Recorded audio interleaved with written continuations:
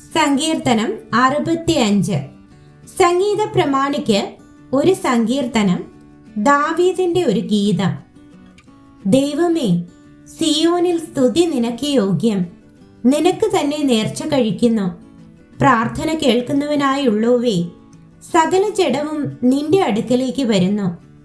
എന്റെ അകൃത്യങ്ങൾ എന്റെ നേരെ അതിബലമായിരിക്കുന്നു.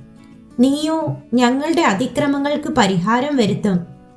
നിന്റെ പ്രാകാരങ്ങളിൽ പാർക്കേണ്ടതിന് നീ തെരഞ്ഞെടുത്ത് അടുപ്പിക്കുന്ന മനുഷ്യൻ ഭാഗ്യവാൻ.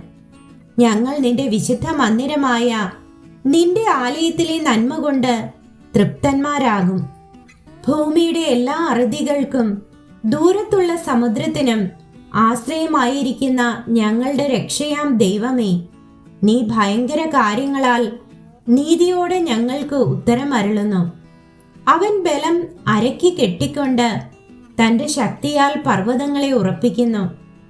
അവൻ സമുദ്രങ്ങളുടെ മുഴക്കവും തിരമാലകളുടെ കോപവും ജാതികളുടെ കലഹവും ശമിപ്പിക്കുന്നു.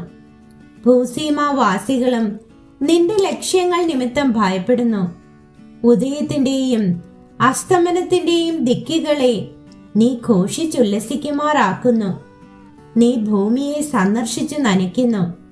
നീ അതിനെ അത്യന്തം പുഷ്ടിയുള്ളതാക്കുന്നു. ദൈവത്തിന്റെ നദിയിൽ വെള്ളം നിറഞ്ഞിരിക്കുന്നു. ഇങ്ങനെ നീ ഭൂമിയെ ഒരുക്കി അവർക്ക് ധാന്യം കൊടുക്കുന്നു. നീ അതിന്റെ ഉഴവുചാലുകളെ നനയ്ക്കുന്നു. നീ അതിന്റെ കട്ട ഉടച്ചു നിരത്തുന്നു. മഴയാൽ നീ അതിനെ കുതിർക്കുന്നു. അതിലെ മുളയെ നീ അനുഗ്രഹിക്കുന്നു. നീ സംവത്സരത്തെ നിന്റെ നന്മ കൊണ്ട് അലങ്കരിക്കുന്നു.